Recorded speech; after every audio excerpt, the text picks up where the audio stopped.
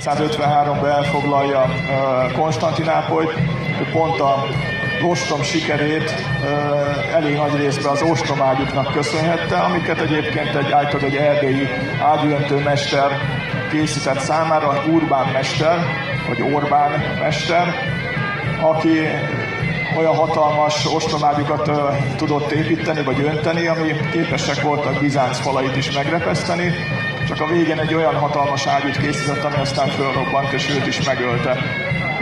Mindenesetre a török birodalomban igen nagy becsülete volt a portai zsoldosok között a tüzéreknek, és hát komoly tudomány volt a maga korában a lőporkészítés, az ágyúgyártás, az ágyúk használata.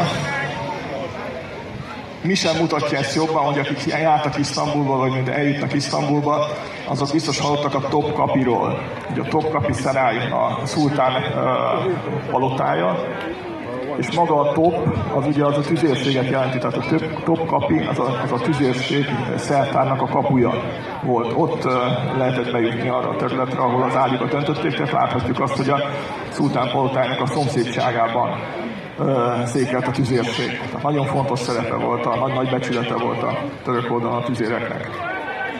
De hát a másik oldalon is, egyébként keresztény oldalon is, sőt, azt gondolom, hogy a 17. században a keresztény tüzérség sokkal jobban fejlődik, mint a török, hiszen megjelennek a szabványok, jó minőségű ágyúfémet használnak, bronzot, és sokkal fejlettebb lesz, sokkal hatékonyabbá válik a keresztény tüzérség. Ugye, hoppá, mindjárt lőnek az ágyuk.